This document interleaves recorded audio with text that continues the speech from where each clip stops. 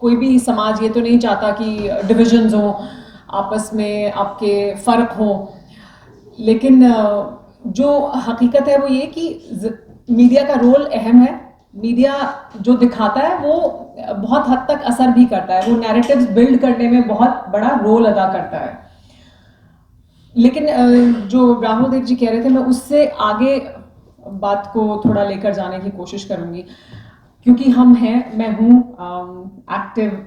एक news media का हिस्सा हूँ। पिछले 20-21 साल से मैं इसको बदलते हुए भी हमने देखा है। जब हमने शुरुआत की थी तो एक अलग तरह का उसका रूप रंग था, और अब बहुत हद तक बहुत बदला है।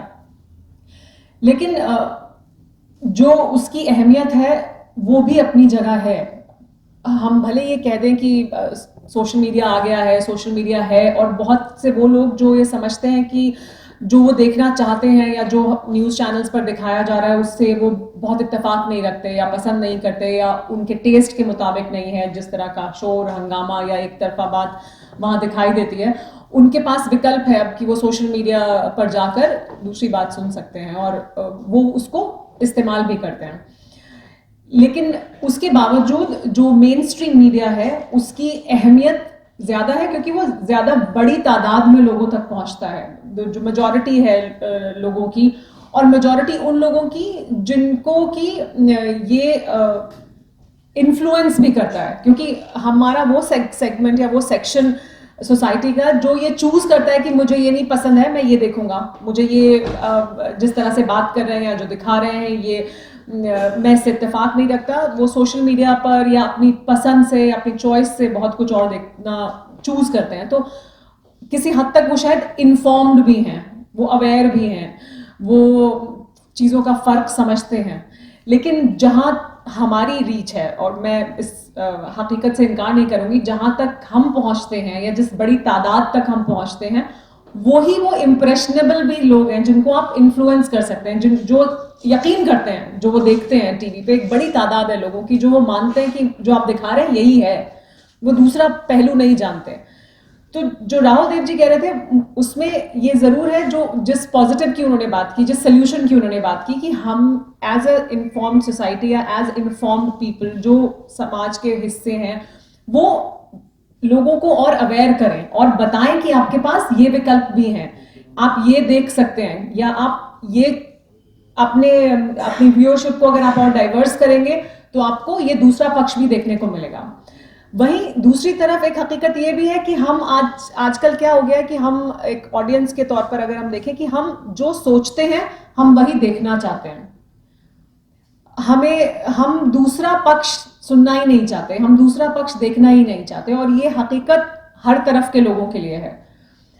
जो अगर हम ये बात करें कि हिंदू मेजॉरिटी या हिंदू मेजॉरिटी की जो बात कर रहे हैं, वो अगर उसको देख रहे हैं, तो जो मुस्लिम मेजॉरिटी है या जो मुसलमान है उनको लगता है, या बाकी समाज के और भी तबके जिनको लगता है कि उनकी बात नहीं कही जा रही, तो वो वहीं जाकर और उसको देखना पसंद करते हैं जो उनकी बात कह रहा है। तो हम दूसरे की बात कहाँ सुन रहे हैं? हम सिर्फ अपना ही पक्ष सुनना चाहते हैं, या जो हम सोच रहे हैं वही हम देखना चाहते हैं। तो हम अपने व्यूअरशिप को भी डाइवर्स नहीं रखते, हम नहीं देखते कि जो मेरा व्यू पॉइंट नहीं है दूसरे का व्यू पॉइंट है, हम उसको भी सुने या समझें, वो हम नहीं करना चाहते। और ये दिखता है आपको, अगर हम ऑडियंस मैपिंग करें या देखें तो सोशल मीडिया में कौन किसको देख रहा है, उससे साफ हो जाता है कि वो जिनको लगता है कि उनकी बात यहाँ नहीं कही जा रही, तो जहाँ उनके लिए कहा जा रहा है, जिसको वो चाहते हैं कि इसको कहा जाए, ये जो कह रहा है वो उसको देखकर खुश हो जाते हैं कि ठीक है, हमारी व्यू पॉइंट और हमारी आइडियोलॉजी या हमारी सोच यहाँ दिखाई दे रही है, उसको वो देखना पसंद करते हैं। तो हम खुद भी दूसरे का व्यू पॉइंट ना देखना चाहते हैं, समझना भी नहीं चाहते हैं। तो जब तक हम अपने आप को नहीं उसके लिए तैयार करेंगे कि हम अपने अलावा दूसरा पॉइंट भी समझें या देखें, क्योंकि अगर हम एक डाइवर्स सोसाइटी में रहते हैं तो हमें सिर्फ अपनी सोच और अपने नजरिए को ही सामने देखने की आदत नहीं होनी चाहिए। हमें दूसरे का व्यू पॉइंट या दूसरे की सोच क्या है और उसे हम कैसे एक्सेप्ट करते हैं, जब तक वो नहीं होगा तब तक डाइवर्सिटी को हम कैसे एक्सेप्ट करेंगे ना। मेरे मुताबिक तो आप एक ट्रूली डाइवर्स सोसाइटी तब होते हैं जब आपकी अपनी आइडियोलॉजी कुछ भी हो, आप उसे अपने तक रखें और आप दूसरे की बात से भले ही इत्तेफाक ना करें, लेकिन आपको उसको सुनने की हिम्मत हो, आपको उसे समझने की हिम्मत हो। अगर हम ये कहते हैं कि आज के दिन हम ये सुनना ही नहीं चाहते कि इतनी बड़ी तादाद में लोग इस बात से खुश हैं कि राम मंदिर बन रहा है, तो है ना, एक बड़ी तादाद है जो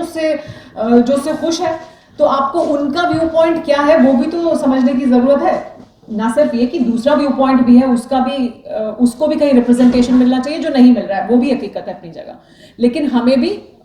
ये कोशिश करनी चाहिए जो कि नहीं होती है। मेरा ये अपना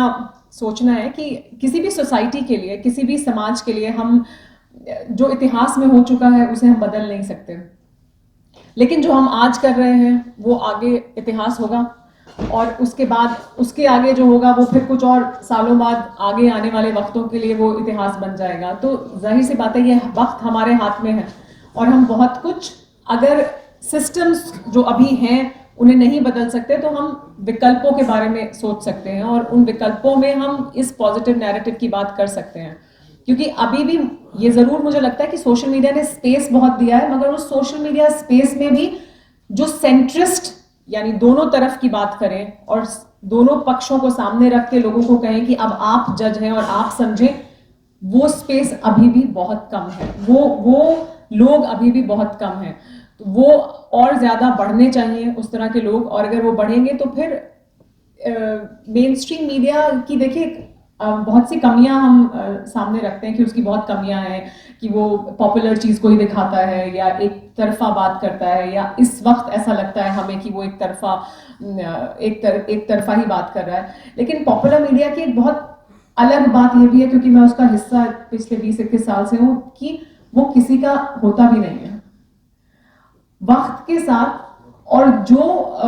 उसको लगता है कि पॉपुलर है, जो लोग ज्यादा लोगों को अपील करेगा, वो उसकी तरफ और उसके साथ जाना पसंद करता है। तो जरूर हो सकता है कि कुछ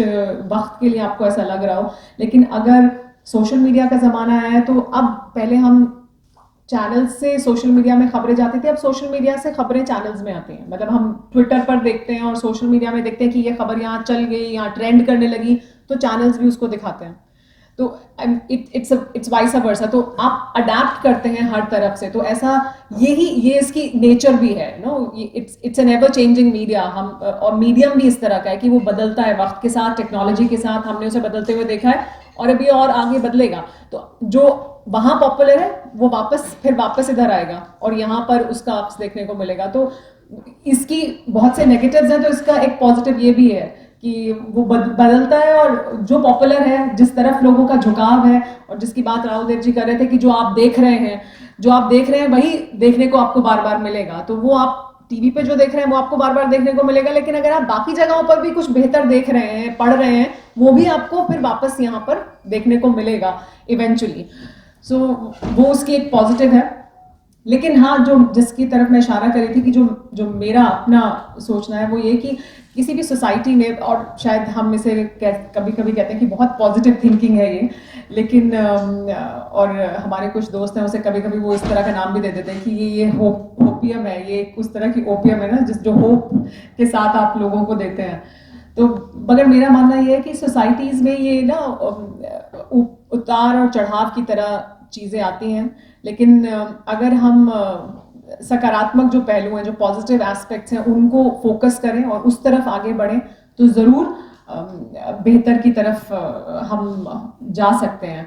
जो ट्रेडिशनल मीडिया है उसकी बहुत सारे एस्पेक्ट्स हैं कि वो क्या, क्यों, कब, कैसे दिखाता है, जिसके बारे में हमने बात की। टीआरपीज़ हैं, उनके अपने इकोनॉमिक्स हैं, उनके अपने व्यूअरशिप्स हैं, बहुत सारी चीज़ें हैं जो उसको गाइड करती हैं, और उसके साथ साथ बहुत से और फैक्टर्स हैं जो इन्फ्लुएंस करते हैं उनकी प्रोग्रामिंग को, वो क्या दिखाते हैं। लेकिन अब जाहिर सी बात है, हमारे पास टेक्नोलॉजी बढ़ती है, तो हमारे पास विकल्प भी उतने ज़्यादा बढ़ते जा रहे हैं, और इस वजह से वो ऑप्शंस भी बढ़ते जा रहे हैं। लेकिन हमें खुद हाँ ज़रूर ये कोशिश करनी चाहिए कि हम और बेहतर विकल्प लोगों को कैसे दे सकते हैं, उस तरफ आगे बढ़ें।